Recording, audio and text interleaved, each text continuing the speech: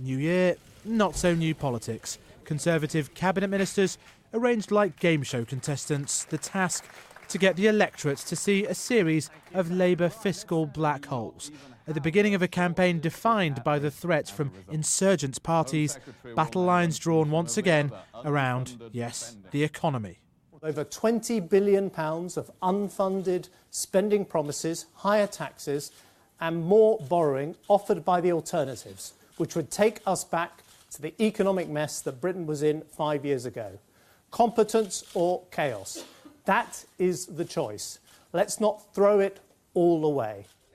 A budget-style document to project a managerial message. Labour plans £23 billion of unfunded spending profligacy in just 1 year. Only the Conservatives will protect the recovery. But Labour happy to play a numbers game right now. The opposition leader kicking off his election bid in Salford with a restatement of his vision of a rewired economy. The Tory experiment has failed. Theirs is not a record to run on. Theirs is a record to run from, and we won't let them forget it. Labour hit back against what it called a dodgy dossier of spending commitments they hadn't made. But this promise by the Prime Minister, a £7 billion unclearly funded tax cut, did undermine the Conservative attack. The two main parties are squaring up to each other with competing visions on the economy. For the Conservatives, don't risk the recovery, stay the economic course. For Labour, that Britain can fundamentally reshape the economy and bend the fruits of growth towards working people.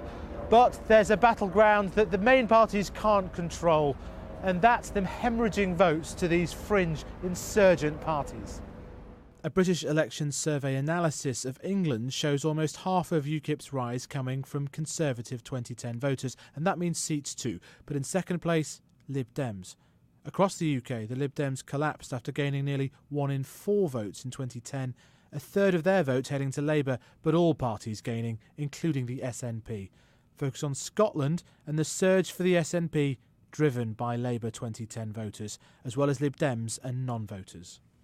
In Manchester and in Twickenham this weekend, the so-called election ground war, fought on Lib Dem territory.